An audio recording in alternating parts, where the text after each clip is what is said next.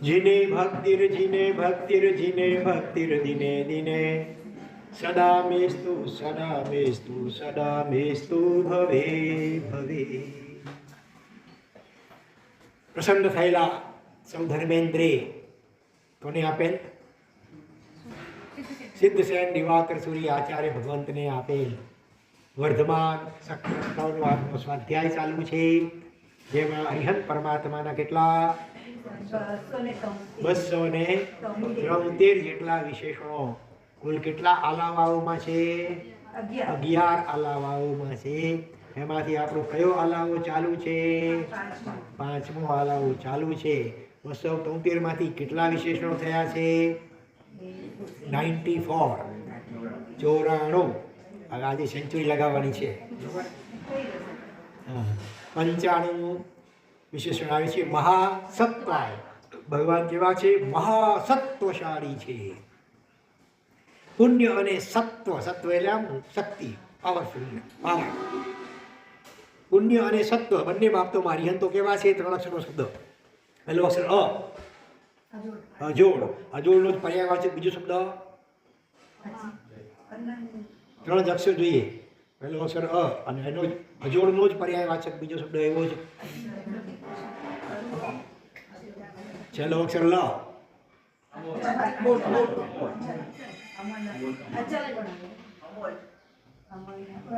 અજોડનો બરાબર બંધ બેસતો આવવો જોઈએ પણ પર્યાયવાચક. અતુલ, જેની તુલનામાં કોઈ ના આવી શકે. અજોડેલી જેની જોડીમાં કોઈ ના આવી શકે. અતુલ જેની તુલનામાં કોઈ ના આવી શકે. અતુલ. જો ભગવાનનું સત્વ કેવું! 6 મહિના સુધી ભૂખ્યા તરસ્યા અને છતાં પ્રસન્ન રહી શકવાનું સત્વ. મરીને નહીં, પ્રસન્ન રહીને 6 મહિના સડા. પેલા સંગમ દેવતાએ ઉત્સર્ગ કર્યા.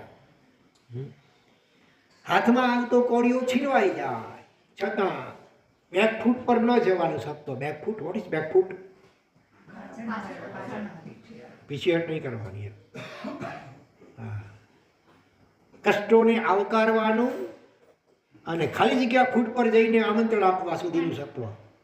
ફ્રન્ટ ફૂટ, જેમ બેક ફૂટ તેમ ફ્રન્ટ ફૂટ, સામે ચાલીને આગળ થયા. ફ્રન્ટ એટલે આગળ. હા, કષ્ટોને અનારી દેશમાં જઈને ભગવાને સામેથી આમંત્રણ આપ્યું ને કષ્ટોને.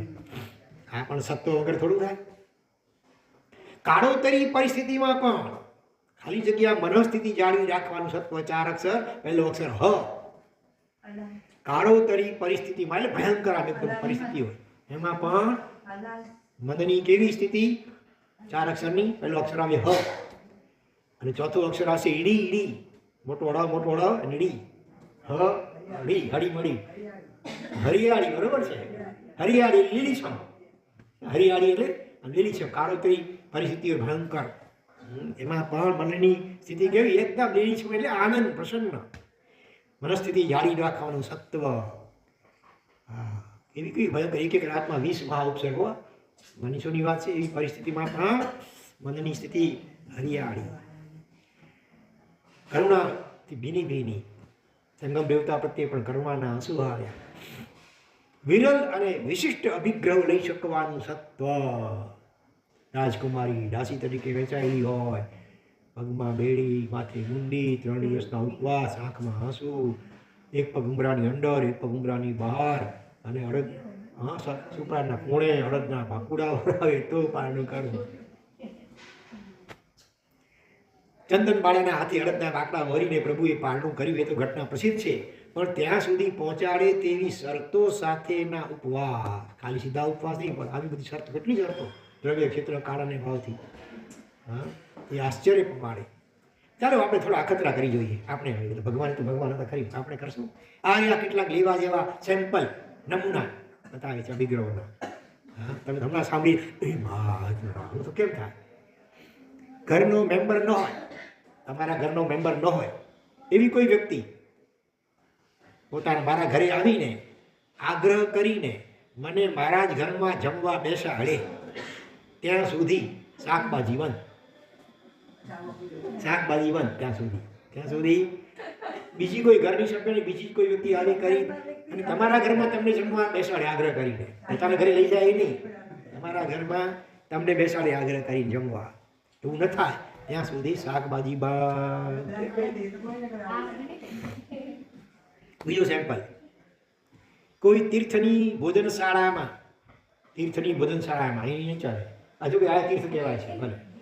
મેનેજર પોતે, રસોઈયો કે પ્રિપરેશનર નહીં, મેનેજર પોતે ડાબા હાથમાં કમંડળ પકડીને, જમણા હાથમાં હોય તો લેફ્ટ ચાલે, જમણા હાથે રકાબીથી, બીજી કોઈ ચમચાથી કે નહીં, રકાબીથી મને મગ પીરસે ત્યાં સુધી, એટલે એવું ન પડે ત્યાં સુધી મગનું શાક બંધ.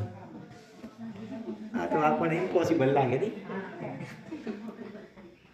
હજી આગળ જો પર્યુષણ, હોળી, પર્વતિથિ, બેસતો મહિનો, સમૂહ આંબીલ કે એવું કાંઈ જ ન હોય ત્યારે મારા પોતાના ઘરે એક છૂટક આંબેલ કરું, અને તે દિવસે જો કોઈ મને એમ ન પૂછે કે આજે આંબેલ કેમ, હોળી ન હોવી જોઈએ, મોટા દિવસે હોળી ના પરીક્ષણ ન હોવા જોઈએ, આઠમ પાંખી તિથિ ન હોવી જોઈએ, તમારી પોતાની 9 પડી આંબેલની હોળી ચાલતી ન હોવી જોઈએ, અને એમ જ તમે છૂટક આંબીલ કરી હોય પોતાના ઘરે, આંબલી ખાતામાં નહીં, અને એ દિવસે કોઈ આવીને તમે આંબીલ કરી રહ્યા હો અને આજુબાજુ કોઈ આવીને પૂછે કે આજે આંબીલ કેમ, હા, તો જ બીજે દિવસે પાટું કરવું, નહીં તો આંબીલ ચાલુ.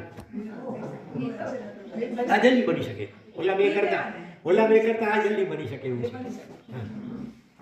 કારણ કે હા, કોઈને કોઈ આવે કુતૂહલથી પૂછવાનું મન થઈ જાય, આજે કેમ આંબીલ, તે બધું ઘરે કરો છો. મને જરા સમજાવી તો જુઓ. હા, આવા મહાશક્તિશાળી ભગવાનના આપણે સેવક છીએ, થોડું તો સત્વ ફોરવી આવું કંઈક. એક આચાર્ય ભગવંતું દ્રષ્ટાંત બહુ રત્ન સુંદરામાં આપેલું છે. અમે આચાર્ય ભગવાનની સાથે ચોમાસું સંકેશ્વરમાં કરેલું, અલબત્ત એ બીજે ઠેકાણે હતા, બીજે ઠેકાણે હતા. હા, નામ એમનું નવરત્ન સાગર સુરી. આવા મંદિરમાં ચોમાસું હતા. એમણે શું અભિગ્રહ કરેલું, એક વખત લગભગ 90 અને 100 ની વચ્ચેની કોઈ મોટી હોળી હતી.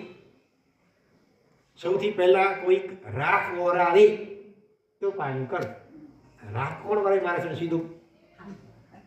હા, સવારથી ઘરે બપોરે, સવારના નીકળ્યા બપોરના ની વરવા, રાખ કોણ વરાવે. સાંજે 4, 4:30 વાગે હશે, સંસારી માસીના ઘરે ગયા છે વરવા. એમણે કેટલી ટીજો રાખી દીધી, હાલો હાલો હાલો, માઉ કહેવાનું નહીં કોઈ, માઉ. માસી હતા ને સંસારી, લા તમારા જેમ હશે, આખા બોલે જરા, મારે આ ન ખપે, આ ન ખપે, હવે તો તમને રાખ વરાવીએ છો.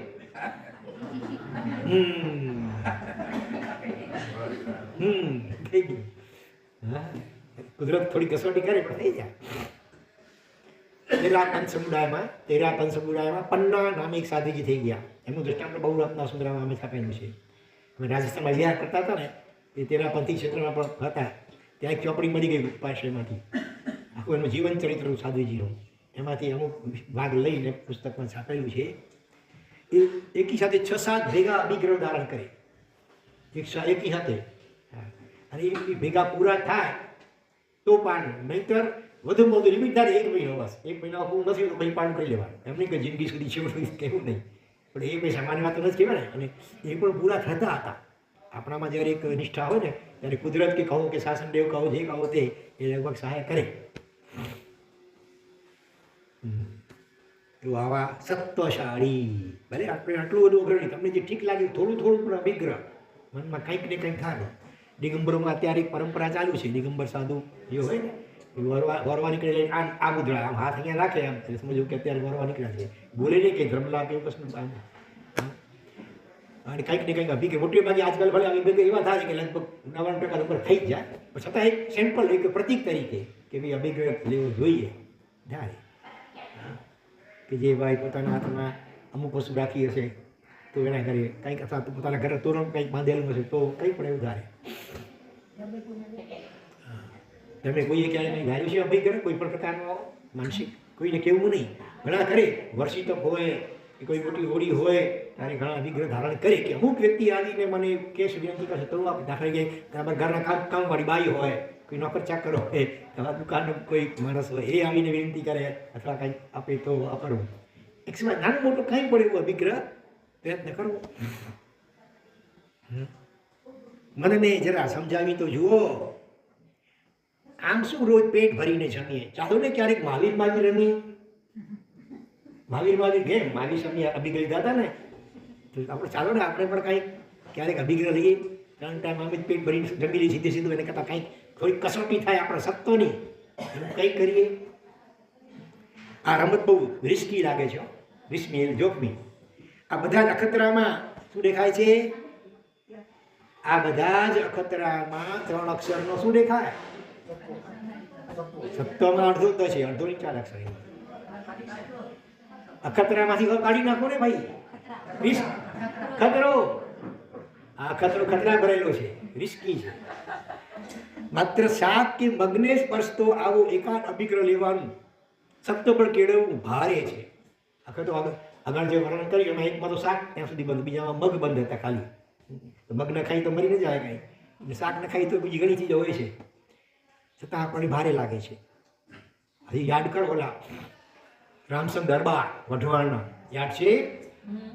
શું અભિગ્રહ છે એનો? દીક્ષા માટે. જ્યાં સુધી દીક્ષા ન લઈ શકું ત્યાં સુધી શું શું ત્યાગ છે? તમામ મિષ્ટાન, ફરસાણ, ફ્રૂટ, મેવો, ઉપરાંત હા, તો લીલોતરી ફ્રૂટમાં લીલોતરી લીલા શાક પણ નહીં, અને કઠોળમાં પણ ખાલી એકલું મગ. ફક્ત આંબીલ હોય ત્યારે મગ ઉપરાંત બીજું કોઈ કઠોળ હોય તો છૂટ, બાકી નહીં તો 12 માસ મગ ભાવે. એકની એક શાક હોય તો ભાવે.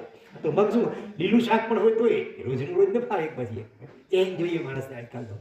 ઘણા તો 2 દિવસ પણ ભેગું હોય શાક હોય તો એ ગુસ્સે થઈ જાય. ગઈકાલે આ કર્યું, આજે હોય શું કર્યું? તો એવા પણ છે ને આ કાળમાં દીક્ષા ન લઈ શકું ત્યાં સુધી. આંબાનો ત્યાગ કરનારા એક અજય સંગીતકારની મંડળીમાં એક વાજિંત્ર વગાડનાર ભાઈ હતો. હા, એ પણ દીક્ષા ન લઈ શકે ત્યાં સુધી કેરી આંબો બંધ, એનો અજયનો. બોલો, આવા દાખલા આ કાળમાં પણ છે. બાકી તો કહેવાય છે બહુ રત્ના વસુંધરા. તો આવું નાનકડું અભિગ્રહ લેવાનું સત્વ પણ કેળવવું ભારે છે. ત્યારે પ્રભુ વીરના અતિ કઠણ અને પાછા 4 આહારને સ્પર્શતા, ખાલી મગ કે ખાલી શાકભાજી નહીં, ત્યાં સુધી કશું જ વળવું નહીં.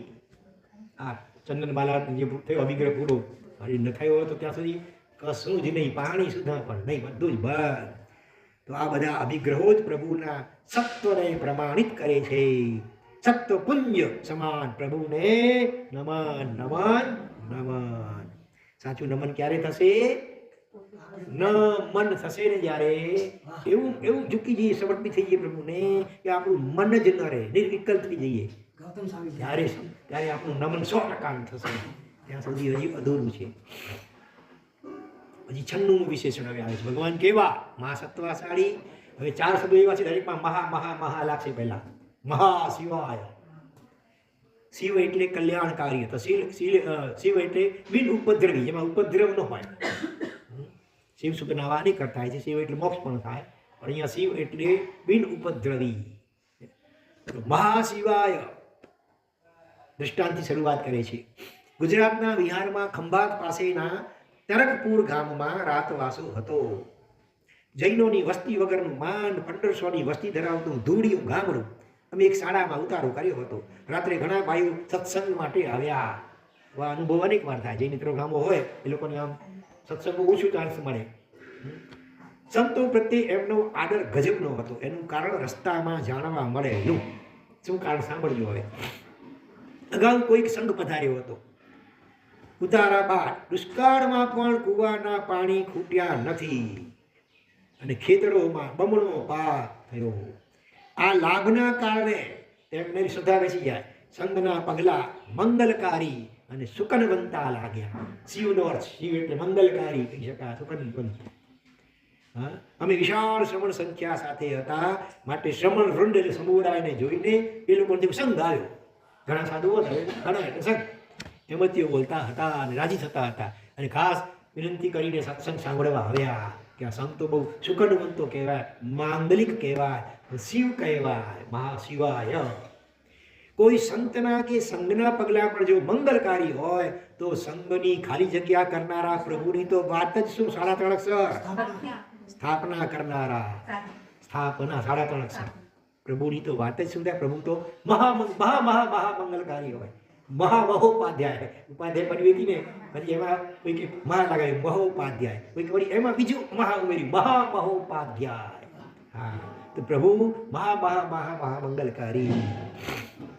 પ્રભુ જ્યાં સમોસર્યા હોય અને પછી ભલે વિહાર કરી ગયા હોય તે સ્થળની રેતી માટી શરીરે લગાડતા પણ જન્મજાત રોગીના રોગ પણ જતા રહ્યા હોય એવા ઉદાહરણો શાસ્ત્રોમાં નોંધાયેલા છે.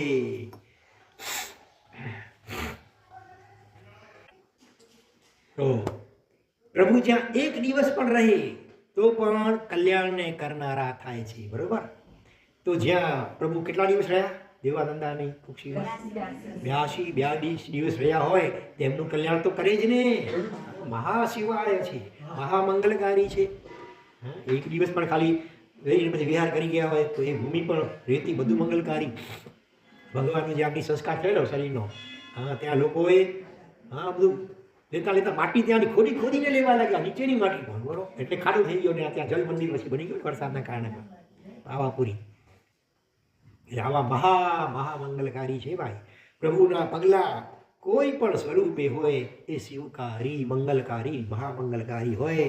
પ્રભુ એટલે રોગનું સમન. પ્રભુ એટલે 2 અક્ષરના જેમ રોગ, એ બીજા પણ શેનું સમન થાય? 2 અક્ષરનું પાપનું સમન. હજી લઈ આગળ તો પ્રભુ એટલે દોષનું સમન. રોગનું સમન, પાપનું સમન અને દોષનું સમન.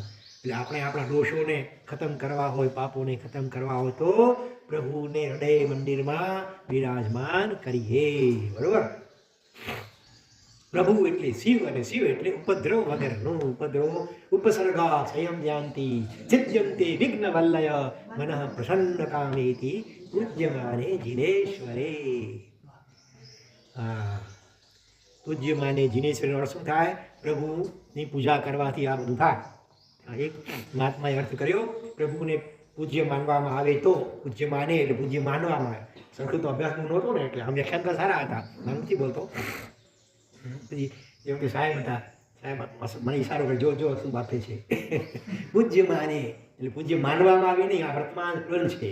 ભગવાનની પૂજા કરાતે છતે આવું થાય. ઉપસર્ગો બધા ક્ષય પામે, વિઘ્નોની વેલડીઓ બધી નાશ પામે અને મન એકદમ પ્રસન્નતાને પામે. તો આવા જો પ્રસન્નતા જોઈતી હોય, વિઘ્નો, આપત્તિઓ, અંતરાયો, તકલીફો દૂર કરવા હોય તો અહીં તઈ બાધા દોડીને માનતા બાધા આખડીઓ કરવા કરતાં મહાશિવ મહામંગલકારી સોમવારે જઈને કોઈ શંકરના મંદિર ઉપર દૂધ શિવલિંગ ઉપર ચઢાવવા કરતાં આ મહાશિવકારી એવા હરિહંત પરમાત્મા એમના હૃદયમાં બિરાજમાન કરીએ, એમનો અભિષેક કરીએ વર્તમાન ચક્ર વગેરે દ્વારા. એવું બધા જ અશિવ એટલે ઉપદ્રવ અમંગળો બધા ટળી જાય. બરોબર. તો આવા મહાશિવકારી પરમાત્માને નમન નમન નમન. હવે આવે છે 97મું વિશેષણ મહાબોધાય. ભગવાન કેવા છે? મહાસત્વશાળી છે, મહાશિવ એટલે મંગલકારી છે અને મહાબોધ એટલે જ્ઞાનથી યુક્ત છે. મહાભાષ્યમાંથી લઘુ ભાષ્યો રચાય. ભાષ્ય એટલે કોઈ સૂત્ર હોય ને એના ઉપર વિવેચન, ટીકા, ચોરીઓ, ચોરણી, નિયુક્તિ અને ભાષ્ય શબ્દ આવે છે. એમાં પણ ચૈત્યવંદન મહાભાષ્ય છે. તો કોઈ પણ મોટો ગ્રંથ હોય એમાંથી તેને આધારે ક્યારેક પછી નાનો રચાય, એનામાંથી વળી બીજો નાનો રચાય. એવી રીતે મહાભાષ્યમાંથી લઘુ ભાષ્યો રચાય. તેમ આજે ચાલતી બધી જ ઉપદેશ ધારા રૂપ જે બોધની શ્રેણી એ પ્રભુના મહાબોધની નિપજ છે. જે કાંઈ આપણે આ બધા નાના મોટા ગ્રંથો વાંચીએ છીએ બધાનું મૂળ તો પ્રભુનું જે મહાબોધ, મહાજ્ઞાન, એમાંથી મોટી નદી નીકળી, એમાંથી ઝરણા નીકળ્યા, એમાંથી પછી સરોવર બન્યા, તળાવ બન્યા, વીરડીઓ બની. જેમની દેશના લગભગ નિષ્ફળ જાય નહીં અને જાય તો તેને અનંત કાળે થયેલી અછેરા ભૂત ઘટના કહી એ પ્રભુની દરેક દેશમાં નિશ્ચિત સફળ હોય છે.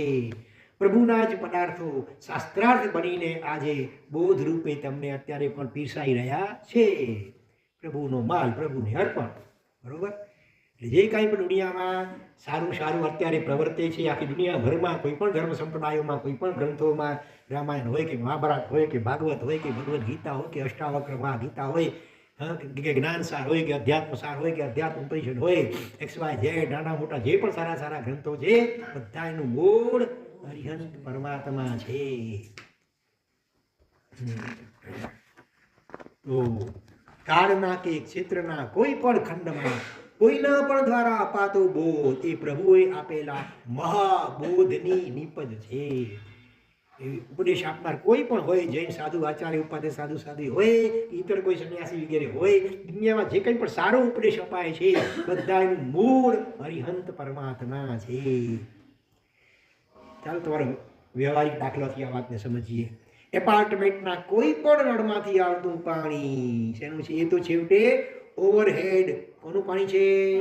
ટાંકીનું પાણી છે. પણ દરેક ટાંકીનું પાણી એ પણ છેવટે કોઈક જળાશયનું પાણી છે. સરોવર તાનસા કયો સર મુંબઈમાં અહીંયા ક્યાંનું આવે છે નથી ખબર. અને દરેક જળાશયનું પાણી એ છેવટે તો ઉપરથી જે વરસ્યું હતું તે જ છે અને તેનું જ છે. એમ જ્ઞાનના મહાધોધ સમા મહાબોધવંત એવા પ્રભુને નમન નમન નમન. બરોબર, મહાબોધાય. હવે આવે છે ચોથું વિશેષણ, જેમાં મહા આગળ લાગે મહા મૈત્રાય. મૈત્રી ભાવના ભંડાર. થોડી ઘણી મૈત્રી હોય આપણે, થોડી ઘણી અમુક જણા સાથે આપણી મૈત્રી હોય, આપણે અનુકૂળ વર્તે એની સાથે મૈત્રી, જરા પ્રતિકૂળ વર્તે એની સાથે કિટ્ટા, કિટ્ટાનું પાછું બંદૂક એની સામે બદલો લેવાની વૃત્તિ. એટલે આપણી મૈત્રી આવી સ્વાર્થથી ખલાયેલી છે. એટલે ભગવાન તો મહા મૈત્રી ભાવનાના ભંડાર. એટલે તો મૈત્રી કોને કહેવાય? એની સુંદર વ્યાખ્યા બતાવી છે આમાં. મૈત્રી એટલે એટલે દુશ્મની. બોલો, કોની સાથે દુશ્મની? મૈત્રી એટલે દુશ્મની. અહીંયા ગુજરાતી વાક્ય છે આટલું. જાત સાથે દુશ્મની. અચ્છા, પણ અહીંયા ના એવું નથી. મિત્ર, મિત્ર છે આગળ, સૌથી પહેલું મિત્ર અને પછી દુશ્મની, વચ્ચેમાં 3 શબ્દો છે બીજા. મૈત્રી એટલે દુશ્મની. મૈત્રી એટલે મિત્રગત. મિત્રગત એટલે મિત્રમાં રહેલ દુઃખ સાથે દુશ્મની. એટલે કે મિત્રનું દુઃખ જેને ન ગમે, પોતાનું દુઃખ તો કોઈને ન ગમે, એ મિત્રનું દુઃખ હોય તો એને દૂર કરવા માટે બધા જ પ્રયત્નો કરી છૂટે તો એને કહેવાય સાચી મૈત્રી. અન્યત્ર મૈત્રી મિત્રના 5 લક્ષણ બતાવ્યા છે. અગાઉ વ્યાખ્યાનમાં ક્યારેક આવ્યા હશે, ભૂલી જાઓ. પાપાત નિવારયતિ, યોજયતે હિતાય, ગુહ્યમ ચ ગુહ્યતિ, ગુણાન પ્રકટીકરોતિ, આપદગતમ ચ ન કદાપી જહાતિ મિત્રમ, સન્મિત્ર લક્ષણ વિદમ પ્રવદંતિ સંત. સંત પુરુષો સાચા મિત્રના આ 5 લક્ષણ બતાવે છે.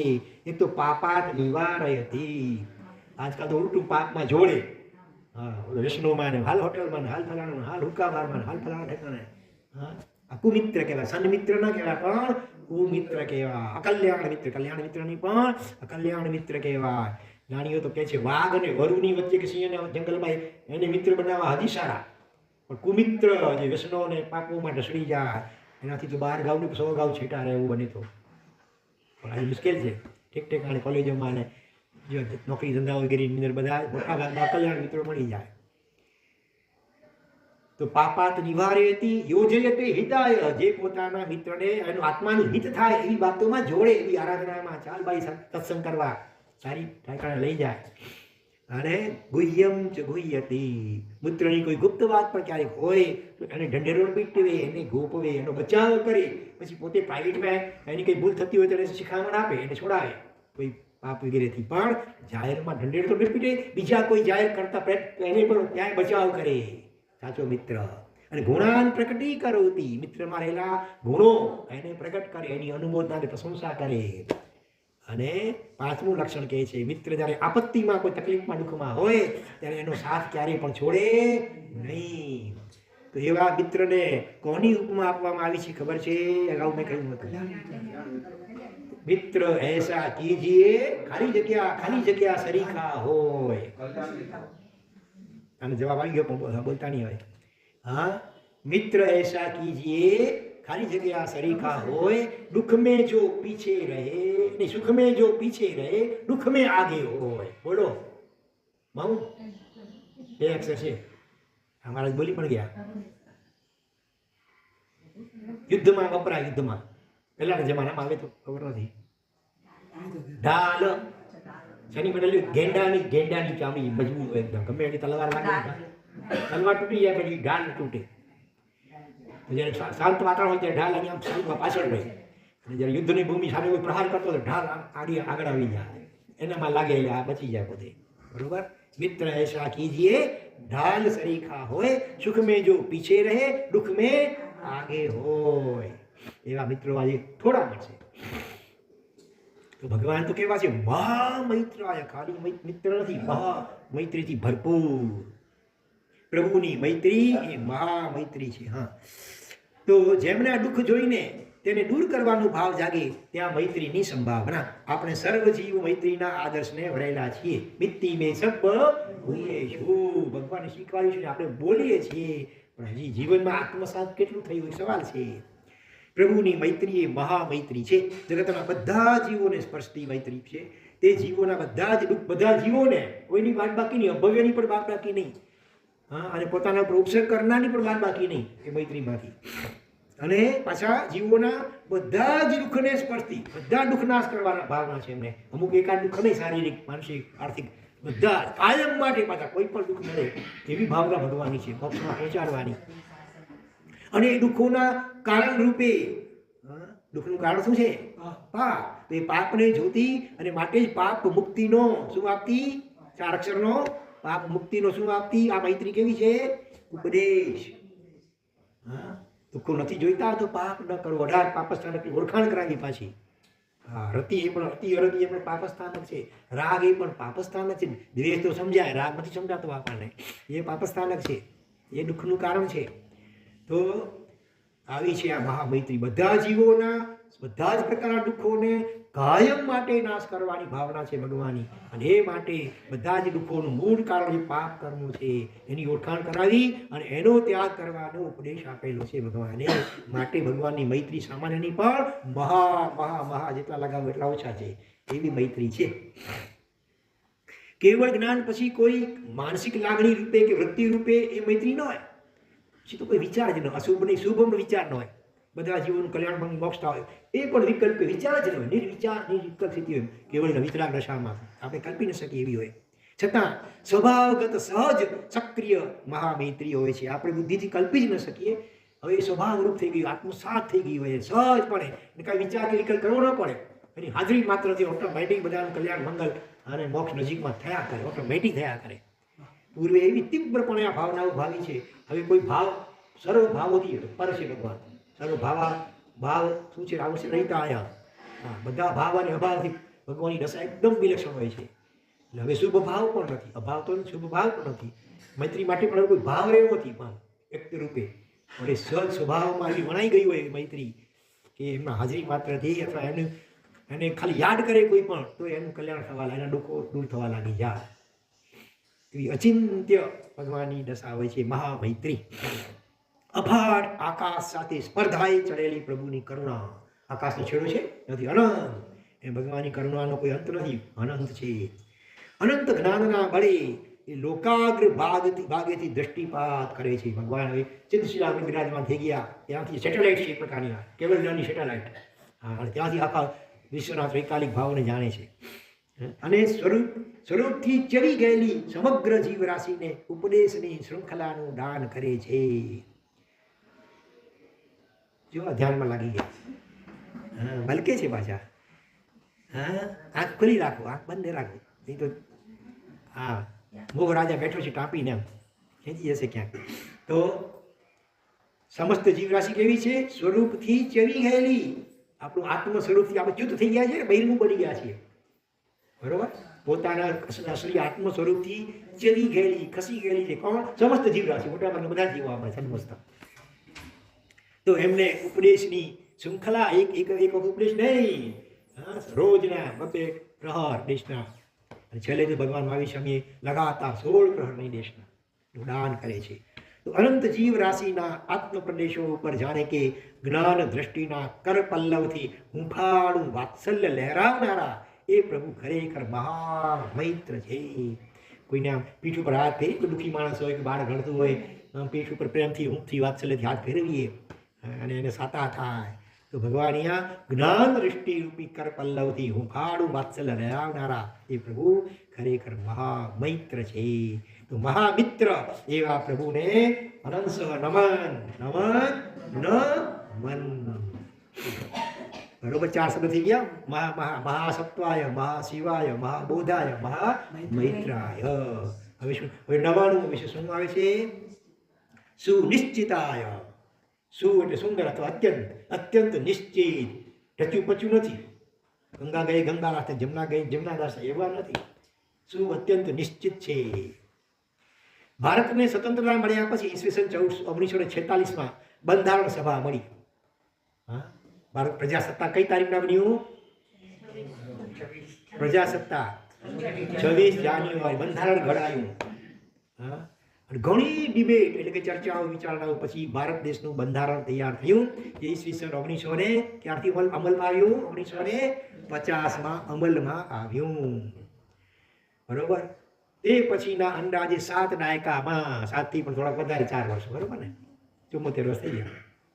એમાં કેટલા ફેરફારો થયા? 101 જેટલા. સરેરાશ દર વર્ષે 2 ફેરફારો થાય છે. એટલે સુનિશ્ચિત, નિશ્ચિત નથી, અનિશ્ચિત છે. મતલબ કે એકવાર ધારાધોરણ નક્કી થઈ ગયું પછી દર વર્ષે કાંઈક ને કાંઈ ફેરફારો સુધારા વધારા થયા કરે છે. આટલા વર્ષમાં લગભગ 101 જેટલા બંધારણીય સુધારાઓ, એટલે કે સરેરાશ દર વર્ષે 2 સુધારા. આ સિવાય કેટલાય કાયદાઓ નવા પણ બને છે. એમાં પણ સુધારા થાય છે. અને કેટલાક તો કાયદાઓને જ રદ જાહેર કરાય છે. હવે નહીં, હવેથી આ કાયદો નહીં, હવે બીજો કાયદો. યાર અહીંયા 24 તીર્થંકર ભગવંતોની દ્વાદશાંગી શાસ્ત્રો શબ્દથી ભલે જુદી હોય પણ અર્થથી તે સમાન છે. બધા તીર્થંકરો કહે છે જગતમાં 6 દ્રવ્યો છે, 7 કે 5 6 દ્રવ્યોમાં આખું વિશ્વ છે, વગેરે વગેરે. માત્ર વર્તમાન 24માં જ નહીં, ત્રણેય કાળની તમામ 24ઓમાં આ ઘટના સમાન જ છે. અર્થમાં કે ફેરફાર ન હોય, શબ્દોમાં ફેરફાર હોય ભલે, તેમાંથી કોઈ ચીજ રદ થતી નથી કે તેમાં કોઈ સુધારા વધારા થતા નથી. કેવલ જ્ઞાનની ધરી ઉપર રચાયેલું હોવાથી પ્રભુનું સૈદ્ધાંતિક માળખું ત્રૈકાલિક છે, ત્રિકાલા બાધિત સિદ્ધાંતો છે. દેશકાળ સાપેક્ષ અને ઉત્સર્ગ અને અપવાદમય હોવાથી તેમાં સુધારા વધારા કરવા પડતા નથી. દરેક કાળ માટે, દરેક વ્યક્તિ માટે, દરેક સંયોગ માટે તે પ્રકાશ પાથરે છે. આને કહેવાય સુનિશ્ચિત. તો સુનિશ્ચિત સિદ્ધાંતોના પ્રરૂપ એવા પ્રભુને અનંત સહ નમન નમન નમન. હવે સેન્ચુરી 100 શું છે? વિગત દ્વંદ્વાય. દ્વંદ્વ ઉચ્ચારમાં ખ્યાલ રાખવાનો, ઘણા નામ દંદ કરી નાખે કઈ. વિગત દ્વંદ્વાય. દ્વંદ્વ એટલે જોડકા. રાગ અને દ્વેષ, હર્ષ અને ખેદ, રતિ ને હરતી, એની વચ્ચે આપણી જીવન નૌકા જોડા ખાયા કરે. ઘડીકમાં આ છે ને, ઘડીકમાં આ છે, ઘડીક મેં ખેલા ને ઘડીક મેં ગોઠા, ઘડીક મેં રાજી, ઘડીક મેં નારાજી, ઘડીક મેં પ્રફુલ્લિત, ઘડીક મેં ઉડાઉટ. આવી સ્થિતિ હોય. ક્ષણમાં રીજે ને ક્ષણમાં ખીજે, ક્ષણમાં અહીં ને ક્ષણમાં બીજે. આ છે આપણું મન. ત્યારે વિતરાગ સૂત્રમાં આપણી વાંદરા જેવી ચંચળ માનસિકતાનો શાબ્દિક સ્કેચ આવો અપાયો છે. શું અપાયો? શું ખ્યાલ છે? ક્ષણમ સક્ત, ક્ષણમ મુક્ત, ક્ષણમ ક્રુદ્ધ, ક્ષણમ ક્ષમી, મોહાદ્ય ક્રીડયૈવાહં કારિતઃ કપિચાકલમ. આવડે છે વિતરાગ સૂત્ર? કેવું છું? ભગવાન કેવું છું? મારું મન વાંદરા જેવું. ક્ષણમ સક્ત, ઘણી વારમાં સક્ત એટલે આસક્ત બની જાય ક્યાં કોઈ વ્યક્તિમાં, કોઈ પદાર્થમાં. ક્ષણમ મુક્ત, બીજી ક્ષણે વૈરાગ પણ છે, જે પદાર્થ એ જ વ્યક્તિ ઉપર એટલે ઘણી વાર ચાલતું ન હોય એની વગર, અને પછી બીજી વાર બીજી ક્ષણે મીઠું ન ગમતું હોય વ્યક્તિ. હા, ડાયવર્સ. હા, પ્રેમ લગ્ન થયા હોય તો શરૂઆત લગ્નથી પહેલાં કેવી સ્થિતિ હોય, લગ્ન પછી જરા કોઈ પાપે આડું અવડું પડે આખું તલાક તલાક તલાક. આવું છે આપણું ચંચળ મન. ક્ષણમ ક્રુદ્ધ, ક્ષણમ ક્ષમી, ઘડીકવામાં એકદમ ગુસ્સામાં લાલચોળ થઈ જાય, ઘડી બીજી બાજુ માફી માંગે, ક્ષમી થઈ જમાવાળો. આ રીતે મોહ વગેરે દ્વારા મોહરૂપી મડારીએ મારા મનને વાંદરાની જેમ ચંચળ બનાવી નાખ્યો છે. મારવાડમાં એક ગીત આવે છે એવું, મેરો મન વાંદરો રે તો ઘણી ફડાકા મારે છે. કોઈ મારવાડી બેન છે, ભાઈ બેન છે? ફડાકા એટલે ગુટકા. મેરો મન વાંદરો રે તો ઘણી ફડાકા મારે. વાંદરા જેવું આ મન ચંચળ ગુટકા મારે. આપણે ખુશ નહીં, નાખુશ નહીં, પણ ખુશી અને નાખુશીનો 3 અક્ષરનો અઘરો શબ્દ છે. જરા પહેલો અક્ષર છે હી. હી ઉપર મીંડું હિમ. હવે બે હિંડોળો હિંડોળો હિંચકા જેવું ઘડીકમાં અથવા લોલક જેવો ઘડિયાળ લોલક આમ ટકે નહીં પાછું આમ હાસ્ય ગમ કભી ખુશી કભી ગમ હાસ્ય ગમ ના સ્થિર કોઈ ક્ષણવાર ટકી જતો પરપોટો મને એવો છે પરપોટા જેવું ઘડીકમાં ઉપસે પરપોટો ઘડીકમાં તૂટી જાય ક્યારેક સુખ તો ક્યારેક દુઃખ ક્યારેક રતિ તો ક્યારેક અરતિ ક્યારેક હર્ષ તો ક્યારેક શોક આ બધા શું છે દ્વંદ્વો છે જોડલા આ છે પરાવર્તનશીલ અને પરિવર્તનશીલ આપણી માનસિકતાનો અંદાજ ઘડી ઘડી આપણી લેસ્યા અંતર્મૂર્તિ બદલાય લેસ્યા એટલે ભાવ કહો કે પરિણામ કહો અંતરના આપણી માનસિકતામાં ખાલી જગ્યા સિવાય કશું સ્થિર નથી એક ચીજ સ્થિર છે બોલો 4 અક્ષરની એમાં ચોથો અક્ષર છે તા પહેલા 3 અક્ષર છે ને કેટલાક બહેનોનું નામ હોય કેટલીક વાર ચંચલતા આ સ્થિર છે ચંચલતા સ્થિર છે આપણી એટલે કે સ્થિર રહેતું ને ચંચલ રહ્યા કરે છે હા આપણી માનસિકતામાં ચંચળતા સિવાય કશું સ્થિર નથી બરોબર જ્યાં દ્વંદ્વનો અનુભવ હોય ત્યાં વાસ્તવિક સુખાનુભવ હોતો નથી પ્રભુ આવા તમામ દ્વંદ્વ અનુભવથી રહિત છે દ્વંદ્વ અનુભવ રહિત એવા પ્રભુને અનંત સહ નમન નમન નમન બરોબર આપણે ક્યારે બનીશું દ્વંદ્વાતીત એક હડો સળવારમાં કમાન ક્યાં ને ક્યાં પહોંચી જાય નૌકાર નો એક પદ પૂરો થાય ઘણી વાર નમો બોલ્યા ને ક્યાં ચકી મન એક પદમાં ઘણી વાર ન રહેતું હોય આખા નૌકાની વાતો ઘણી દૂર છે એટલા જ માટે કહે છે લેખન કરો નૌકા મંત્ર લેખન કરશો ને તો એમાં મન ચોટશે હવે આવે છે 101મું વિશેષણ ભગવાન કેવા છે હા આપણા સાહેબજીનું નામ જેવા ગુણાબ્દયે અબ્ધિ એટલે સાગર અપ એટલે પાણી અપકાય પૃથ્વી કાય અપકાય અપનો બો પણ થઈ જાય અને પાણીનો ધી એટલે ભંડાર ખજાનો સમુદ્ર હોય એટલે ગુણોના સાગર મહાસાગર એવા પ્રભુ સાગરની ઉપમા પ્રભુ સાથે સારું સખ્ય ધરાવે છે સખ્ય એટલે મૈત્રી એમ કમળ હોય ને મુખ કમળ નેત્ર કમળ પછી કેટલાક કર કમળ ચરણ કમળ નાભી કમળ ભગવાનના કમળ એમ સાગર સાગર સાગર ઘણી વાતોમાં લાગશે ભગવાનના ક્ષમાના સાગર સમતાના સાગર જ્ઞાનના સાગર કરુણાના મહાસાગર કહો પ્રભુની ગંભીરતા પણ કોના જેવી બનાવલીમાં સાગર સમા ગંભીર છો સાગર સમા ગંભીર ને છે સિંહ સમ નિર્ભય મળી નહીં ગંભીરતા સાગર સમી જયના હૃદયને છે વરી તો સરળ ઉપાય એ છે કે પ્રભુને ગુણોના સાગર કહો ને અલગ અલગ એક આ ગુણના સાગર આ ગુણના સાગર આ ગુણ બધા જ ગુણોના સાગર મહાસાગર બધા જ ગુણો પરાકાષ્ઠાએ પહોંચેલા છે ભગવાનમાં બધા જ ગુણોના સાગરની મહાસાગર કહીએ તો શું છે હું કેવું છું ભગવાન સાગરના 2 બુંદ ઝીલવા પણ સક્ષમ હું નથી હા એકાદ ગુણ પણ નથી એક કે સદગુણ પણ મુખડું બતાવું શું ભગવાન એક ગુણનો છાંટોય નથી છે થોડું ઘણું હોય તેમાં પેલું અવગુણનું મિશ્રણ ઘણું બધું હોય જ્યારે તું તો કેવો છે નિજમય આખા સમંદરને સમાવી તું બેઠો પોતામાં આખા સમંદરને તે સમાવી લીધા છે મહાસાગર ગુણોના મહાસાગર પ્રભુ આપના અફાટ ગુણસાગરના 2 બુંદ ખાલી જગ્યા નામે કરી દેજો 2 અક્ષર મારા નામે સાથી છે ને અમારા નામે કરી દેજો બસ એક લખી દેજો મારા નામનું 2 ગુણ જેના ગુણોના સિંધુના 2 બિંદુ પણ જાણું નહીં ને એક શ્રદ્ધા દિલમાં મુજ નાથ સમકો છે નહીં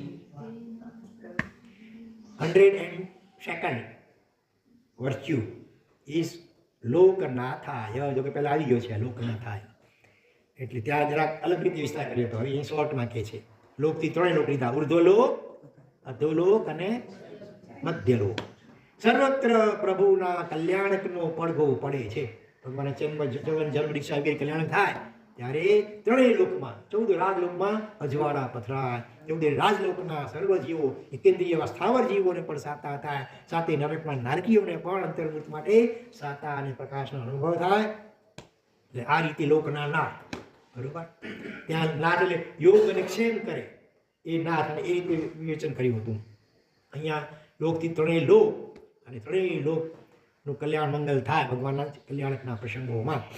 ત્રણેય લોકમાં રહેલા ભક્ત જીવોને લાભ કરાવતા પ્રભુ એટલે લોકનાથ. ભવ્ય એટલા માટે ભવ્ય જીવોની પોતાની ભૂમિકા જ એવા પ્રકારની હોય છે જેને કારણે એમને વિશેષ લાભ થઈ શકતો નથી. સૂર્ય આખા વિશ્વને પ્રકાશ આપે, ઘુવડ ના આપી શકે. ઘુવડનો વાંક આપણે સૂર્યનો વાંક નથી હોતો. તો ત્રણેય લોકમાં રહેલા ભવ્ય જીવોને લાભ કરાવતા પ્રભુ એટલે લોકનાથ. એવા લોકનાથ પ્રભુને નમન નમન નમન. અને હવે 103 વિશેષણ આજનું લઈ લઈએ. પહેલું પદાર્થ જીત માર બલાય. જીત એટલે જીતી લીધેલ છે, મારના બલને જેમણે. What is the meaning of માર? Do you know anybody? માર એટલે કામદેવ, એનું બલ એટલે સૈન્ય અથવા તાકાત બંને રીતે લઈ શકીએ.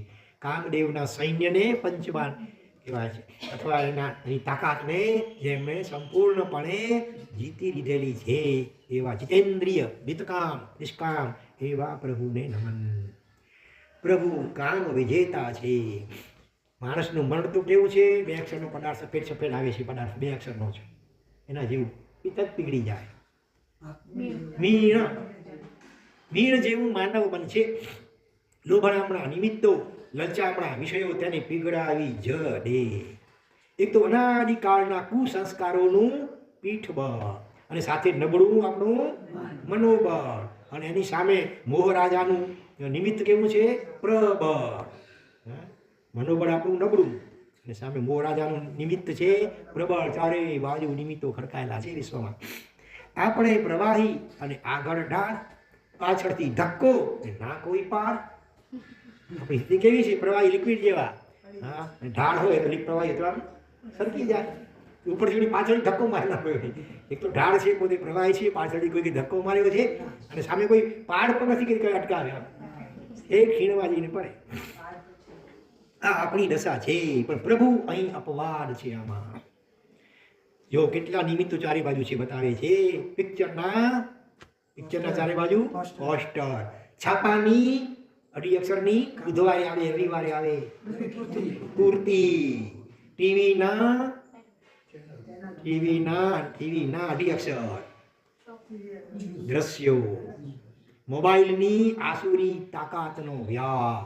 આસુરી રાક્ષસી તાકાત છે. આટલો પણ તાકાત રાક્ષસી. ગીતની, ફિલ્મી ગીતની પંક્તિ અમુક પ્રકારની એવી આવે જે જીતમાં ચંચળતા પેદા કરે. લોકોની વેશભૂષા, લોકોની પહેરવેશ પુલ્લિંગ થઈ ગયો, ની હતો લોકોની વેશભૂષા. અને પાછો લોકોનો હાવભાવ, અને વળી પાછો મિત્રતાનો પ્રસ્તાવ. આજકાલ ફ્રેન્ડ બનાવે ને, ગર્લફ્રેન્ડ ને બોયફ્રેન્ડ ને. હા, ગયા પતિ 12 વાગી ગયા. આ બધું મળે છે અનંતકાળના કુસંસ્કારો લઈને બેઠેલા આત્માને. દારૂ ઘોડો અનાદિકાળનો પડ્યો છે, એમાં આ બધી ચિનગારીઓ છે. આ બધી બરોબર કુસંસ્કારનો દારૂ ઘોડો અથવા તો પેટ્રોલ, હાઈલી ઇન્ફ્લેમેબલ હોય ને, પેટ્રોલની ટાંકી કે પાઇપ, પેટ્રોલ પંપો છે, બહુ જ્વલનશીલ, અતિશય જ્વલનશીલ પદાર્થમાં છે. માટે નો સ્મોકિંગ પ્લીઝ. ધૂમ્રપાનથી દૂર રહો. જરાક ચિનગારી પડે રહે, દાવાનો ફાટી નીકળે, ધડાકો થાય. એની જેમ અનાદિકાળના કુસંસ્કારોનો દારૂ ઘોડો કહો કે પેટ્રોલ દરેકમાં પડેલો જ છે. એમાં કોઈ આમાં કેટલા નિમિત્તો બતાવે, કોઈ એકાદ નિમિત્તનું ચિનગારી પડે એટલી જ વાર ધડાકો થાય. અને એમાં પડે છે વળી પાછું આ કાળનો પ્રભાવ, પડતો કાળ, અવસેપણી કાળ, કલિયુગનો પણ પ્રભાવ પોતાનો હોય. એટલે શું જો કાળજું આપણું કલેવર અને કલેજું અને કર્મ. બરાબર ક આવે કે કાળ પડતો કાળ છે. કાળજું પણ આપણું બગડેલું છે અનાદિકાળના કુસંસ્કારોથી. અને એમાં વળી અશુભ કર્મો, ત્રણેય સારી કુ એટલે કાળ પણ કેવું છે? કુ એટલે ખરાબ.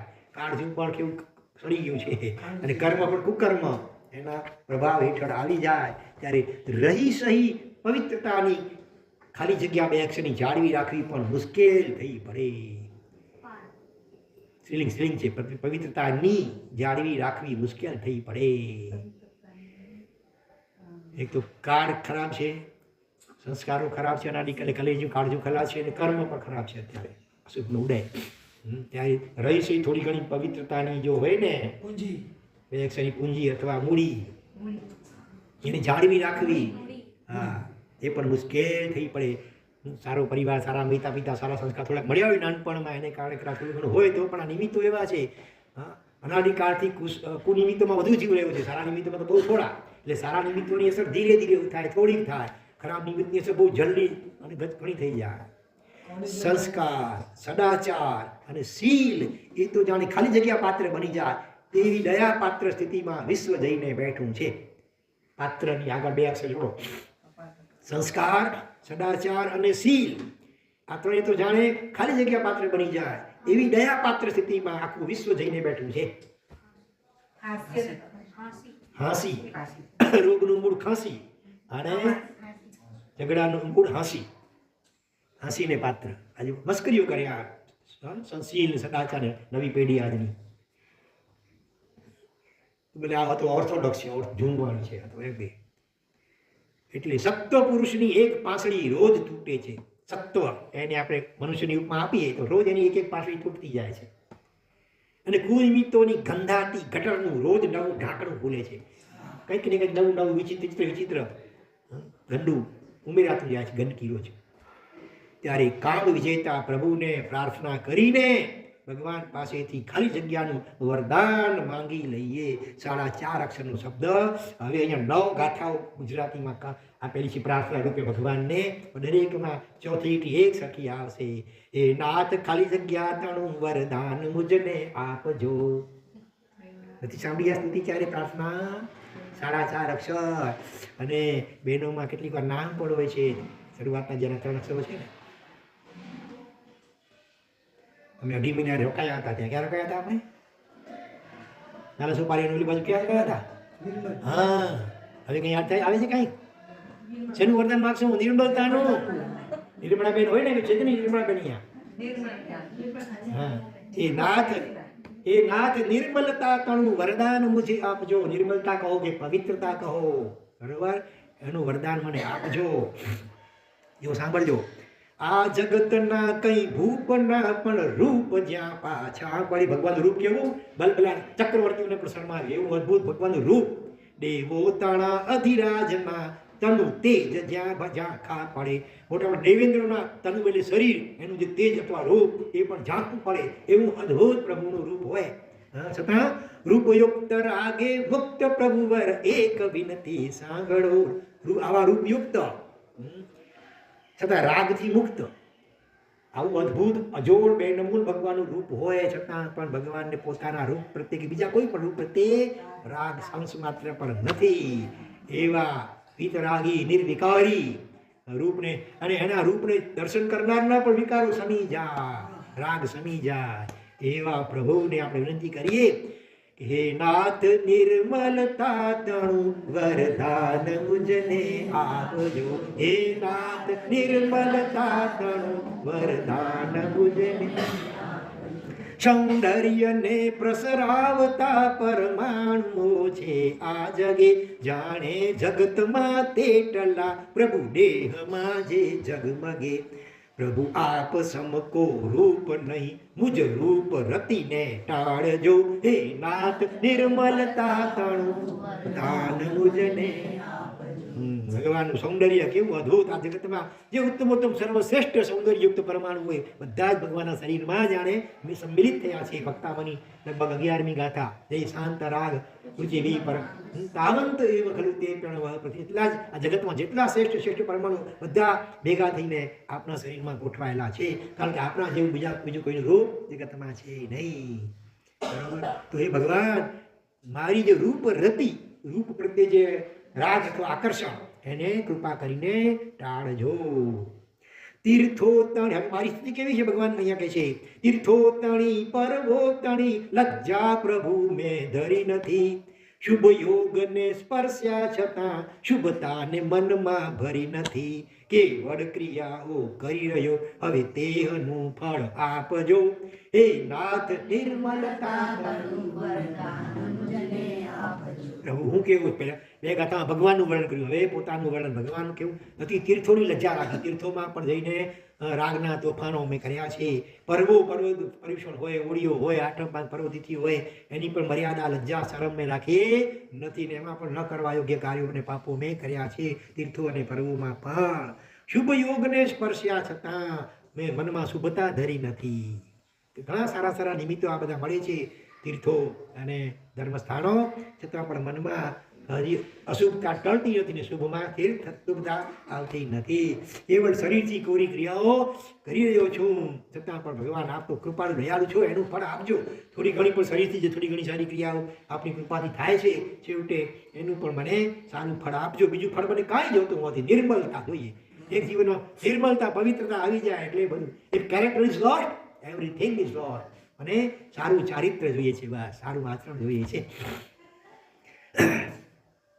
તવ દર્શ કેરું સ્પર્શ કેરું નિમિત્ત લઈ અતિ નિર્મલું, નથી છૂટતી આ પાપ ગ્રંથિ કેમ કરી પાછો વળું. આ જીવ કેરી અવદશાની કૃપાળુ દેવ નિવારજો. હે નાથ નિર્મલતા તણું વરદાન મુજને આપજો. કે છે તવ દર્શ એટલે દર્શન, આપનો દર્શન એવું શુભ નિમિત્ત લઈને પણ નથી છૂટતી આ પાપ ગ્રંથિ. ગ્રંથિ એટલે ગાંઠ, રાગની કે દ્વેષની કે મોહની કે કામની કે ક્રોધની કે ઈર્ષ્યાની કેટલી ગ્રંથિઓ અંદરમાં કેન્સર કરતા ખતરનાક ગાંઠો છે, એ છૂટતી નથી. આપના જેવું ઉત્તમ નિમિત્ત પામવા છતાં કેવી મારી આ અવદશા છે. તો કૃપાળુ દેવ મારી આ અવદશાને નિવારજો. મારી તો તાકાત નથી આવી અનેક ગાંઠોમાંથી એકાદ પણ ગાંઠને છોડવાની. આપની કૃપા કરુણાના અચિંત્ય પ્રભાવે એ ગાંઠ દૂર થશે એવી મને શ્રદ્ધા છે. ઉપસર્ગ કરનારા જીવોને પણ ક્ષમા પ્રભુ દઈ દીધી. આસક્તને વૈરાગ્ય કેરી સ્પર્શના પ્રભુ દઈ દીધી. સ્તવના કરીને યાચતા આ બાળનું મન રાખજો. હે આપજો. હા, આપે તો ભગવાન કેવા ક્ષમાના ભંડાર, કે મહાસાગર, કેવા ભયંકર ઉપસર્ગ કરનારા ચંડપોષી હોય, ગોવાળીઓ હોય કે પછી સંગમ દેવતા વગેરે હોય, એને પણ આપે ક્ષમા દઈ દીધી. અને આસક્ત વ્યક્તિ હોય કોઈ પણ વસ્તુમાં, એને પણ આપે વૈરાગ્ય વાસિત કરી દીધા. તો હું તો આપની આ હાથ જોડીને સ્તવના કરું છું અને સાથે યાચના કરું છું કે આપના આ બાળકનું મન રાખજો, આટલું કૃપા કરજો. મને બીજું કાંઈ હીરા માણેક મોતી સોનું રૂપું જળ ઝવેરાત અંગલા બુટર મેળી કાંઈ જોતું. શું જોઈએ છે? નિર્મલતા, પવિત્રતા. ભલે રૂપને મહાભાગ્ય આપ તણું અવરને આપજો. વિશ્વાદિશાઈ પ્રભાવ જીતી પણ અવરને આપજો. કર જોડી કર ગરતા ગરીબને પણ કંઈક પ્રભુ આપજો. હે નાથ નિર્મલતા તણું વરદાન મુજને આપજો. શું કે છે ભગવાન? આપણું અદ્ભુત રૂપ ભલે બીજા લોકોને આપી દેજો. આપણું દાનેશ્વરી છે, બધું આપણું તૈયાર છો, તો આપણું રૂપ જે છે એ ભલે બીજા આપણે જેને ઠીક લાગે એને આપી દેજો. આપણું ભાગ્ય, એ પણ જેને ઠીક આપ લાગે એને આપી દેજો ભલે. અને આપણો અદ્ભુત પ્રભાવ અજોડ વિશ્વમાં, એ પણ ભલે અવર એટલે બીજા કોઈને પણ આપી દેજો. પણ આ ગરીબડો બાળક જે આપણે હાથ જોડી કરગરી રહ્યો છે, એને પણ કાંઈક તો આ તો સાવ ખાલી હાથે મોકલતા નહીં. મને રૂપ કે પ્રભાવ કે ભાગ્ય નહીં આપતો ચાલશે, મને શું આપજો? ખાલી નિર્મલતા તણું વરદાન. એ કેટલી મહત્વની હશે નિર્મલતા, પવિત્રતા. હજી આગળ કહે છે, જો મોહ પીડા ઉપસમે પ્રભુ આપ ત્યારે પધારશો. ઉપકાર ફળ દીશે નહીં કરુણા કિમર્થ વહાવશો. કલ્યાણ કેરો કાળ જાણી નાથ હાથ પસારજો. હે નાથ નિર્મલતા તણું વરદાન મુજને આપજો. એટલે છે જ્યારે મારી મોહની પીડા સમી જશે, એટલે જ્યારે વિતરાગ બનું, ક્ષીણ મોહી બનું 12મા ગુંઠાણે, ત્યારે પછી આપ પધારો મારા અંતરમાં કેવલ જ્ઞાન સ્વરૂપે. એનો શું અર્થ? અત્યારે હું મોહથી ઘેરાયેલો છું, ત્યારે મને પધારો, આપણો હાથ લાંબો કરો ને મને બહાર ખેંચી કાઢો મોહના કાદવમાંથી, તો મારા ઉપર ઉપકાર થશે. બાકી હું ક્ષીણ મોહી બનું ત્યારે આવશો મને તારવા માટે, તો એમાં શું ઉપકાર થશે? એવું કે છે. સમજાય છે? જો મોહ પીડા ઉપસમે પ્રભુ આપ ત્યારે પધારશો તો ઉપકાર ફળ દિશે નહીં. આપકા ઉપકારનું ફળ શું? તો પછી ત્યાં હા, તો કરુણા કિમર્થ ભાવશો, મોક્ષ એવું થઈ ગયું કે એમ ના થવાનું છે, બીજા સમય છે. પછી ત્યાં આપણી કરુણાનો શું અર્થ? પછી અત્યારે કલ્યાણ કીનો કાળ, આ કાળા સમય એવો છે, અત્યારે મારું કલ્યાણ કરવાનો મોકો અવસર છે. 12મા મીઠાને પધારશો, ચપક્ષણી મંડાઈ જાય ત્યારે આવશો, એમાં કઈ વિશેષ લાભ નહીં, એ તો થવાનું છે. પછી એ તો અત્યારે જ્યારે મોહના કિચડમાં ખૂંચી ગયેલો છું, રાગ ને દ્વેષ ને મોહમાં, ત્યારે કૃપા કરી ભગવાન હાથ પસારી મને આમ ખેંચીને બહાર કાઢી દો, એવી પ્રાર્થના કરે છે. મને બીજું કાંઈ જોઈતું નથી, પૌદ્ગલિક કોઈ પદાર્થો જોઈતા નથી, માત્ર ને માત્ર અંતઃકરણની નિર્મલતા, પવિત્રતા, નિષ્પાપતા, નિર્દોષતા મને જોઈએ છે. મનના મલિન વિચારનો કોઈ અંત દેખાતો નથી, કાયા તણી શુભ કરણીનો કઈ અર્થ લેખાતો નથી. હવે એક ઔષધ આપ તારક પ્રાર્થના અવધારજો, હે નાથ નિર્મલતા ગણું વરદાન મુજને આપજો. ભગવાન એટલી બધી પાર વગરની મલિનતા, કચરો, મેલ મારા મનમાં ભર્યો, પણ ઠાસી ઠાસીને ભર્યો છે, એનો કોઈ અંત કે છેડો દેખાતો નથી. કદાચ પ્રયત્ન કરું થોડું ઘણું દૂર કરવા, ત્યાં નીકળતું જ આવે, કાદવ એટલો ભર્યો છે કે નીકળતો હોય કે ક્યારે કોણ જાણે ખાલી થશે આ કાદવ મનનો, સમજાતું નથી. હા, અને કાયા તણી શુભ કરણીનો કાંઈ અર્થ દેખાતો હોય. શરીરથી ઉપર થોડી થોડી ઘણી ધર્મ ક્રિયાઓ કરું છું, મેલ કચરો તો સબકોન્શિયસ માઇન્ડમાં ઠાસી ઠાસીને ભર્યો પડે. ઉપર છેલ્લી લીપાપોતી કરવા શું પડશે? છાર ઉપર લીપડું કેવું ટકે? છાર એટલે કે રાખ હોય, વાની રાખ, એના ઉપર લીપડું કરવું ટકે? ના ટકે.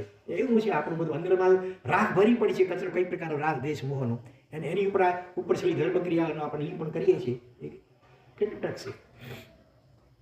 તો હવે તો એક જ ઔષધ દવા છે, આપ તારક છો અને મારી પ્રાર્થનાને અવધારજો, અને મને બીજું કાંઈ જોઈતું નથી, મને નિર્મલતાનું વરદાન આપજો. અને હવે છેલ્લી 9મી ગાથામાં કહે છે, તવ નયનમાંથી નિખરતા નિર્મલ કિરણ ઝીલ્યા કરું, ને નિર્વિકાર દશાતણો હર ફલ પ્રભુ અનુભવ કરું. મુજને કરાવી શુદ્ધિનું મહાસ્નાન પછી શણગારજો, હે નાથ નિર્મલતા તણું વરદાન મુજને આપજો. નિર્મલતા તણું વરદાન મુજને આપજો. આપના પવિત્ર નેત્રોમાંથી નીકળી રહેલા પવિત્ર કિરણો ઝીલ્યા કરું. 7 રસ્તાવાળા બાબુભાઈની જેમ એકી જશે આ નિમેષ લઈને જોયા કરું. આંખોમાંથી નીકળતા પવિત્ર કિરણોને ઝીલ્યા કરું, અને હર પળ હરેક ક્ષણે નિર્વિકાર દર્શનનો અનુભવ કર્યા કરું. ભગવાન એટલું બધું મેલથી ખરલાયેલું છું, લેપાયેલું છું, કાદવ કીચડથી, વિષયો અને કસાયોના. પહેલાં તો મને નવડાવો ભગવાન.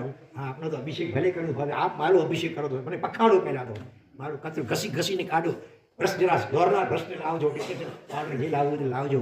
હા, મને મુજને કરાવી શુદ્ધિનું મહાસ્નાન. સામાન્ય સ્નાન કहीं આવે? હા, જોરદાર ધોધ જોઈશે પાણીનો, અને સાબુ પણ પાવરફુલ જોઈશે, બ્રશ પણ જોરદાર જોઈશે, અને ઘસી શું ત્યારે માંડ મેલના ઠર એટલા જામી ગયા છે એ ઓછા થશે.